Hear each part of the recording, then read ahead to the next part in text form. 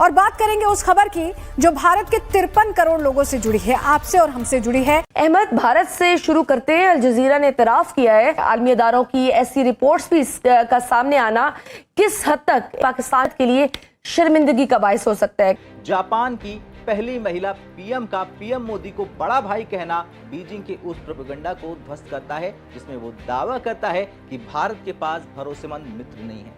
ये भाई बहन का संबंध एक सामरिक कवच है। इसका मतलब है कि अगर एक पर संकट आया तो दूसरा चुप नहीं बैठेगा। देखिए, पाकिस्तान में और भारत में एक ही दिन में 2 एक्टिविटीज हुई और दोनों एक्टिविटीज में आपके सामने रखूंगा तो आपको फर्क पता चल जाएगा। मेक इन इंडिया का नया अध्याय शुरू होता है। जापान अब अपनी घातक नौसैनिक तकनीक जैसे कि यूनिकॉर्न एंटीना भारत को देगा और ये तकनीक भारत को उन देशों की लिस्ट में खड़ा कर देगी जिसके पास अत्याधुनिक रडार सिस्टम है।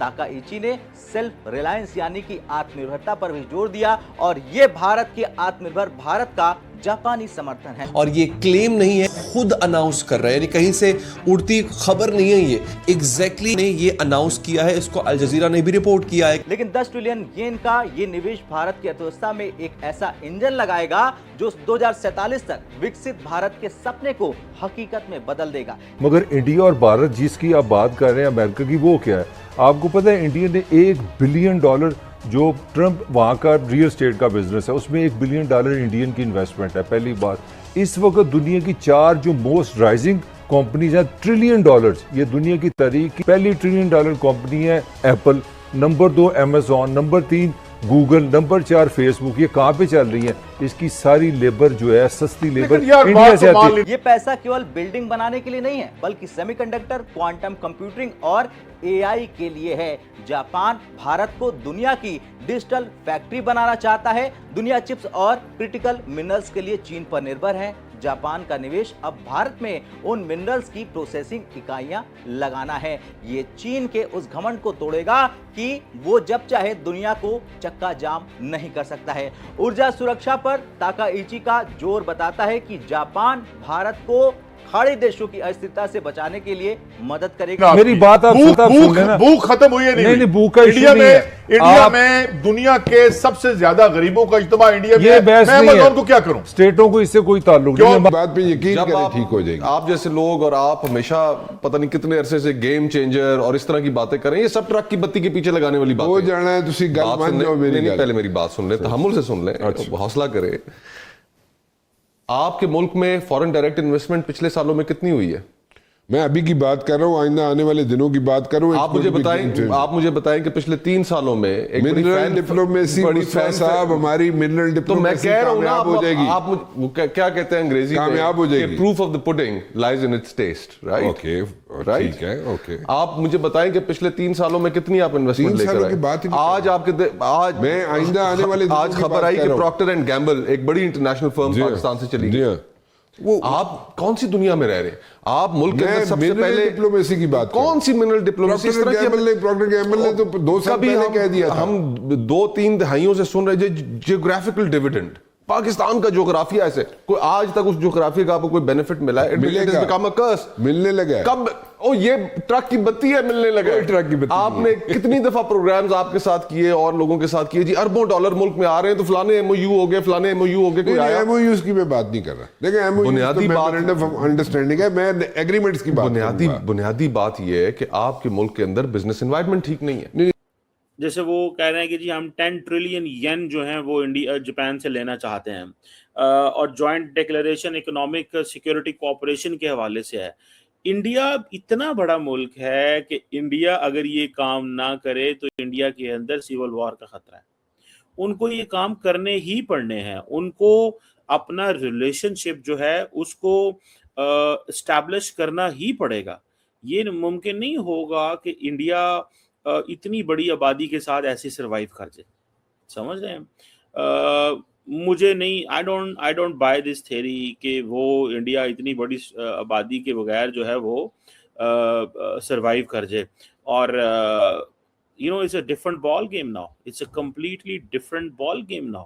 बिल्कुल एक डिफरेंट एक गेम है जिसमें I think the Indians believe कि हमें छोटी बहन कहना पड़े, बड़ा भाई किसी को कहना पड़े, हमें फार्मा इंडस्ट्री को अपनी को इन्हेंस करना है, क्रिटिकल मिनरल्स को इन्हेंस करना है।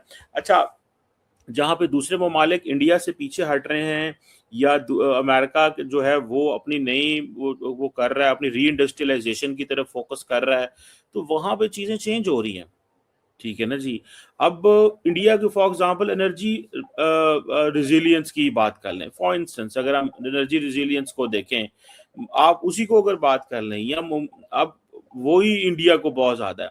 अब फॉर एग्जांपल इंडिया का सबसे ज़्यादा फोकस क्या है कि हमारे लोग जो हैं वो जापान चले जाएं, जिसे इंडिया कहता है जी के मोबिलिटी।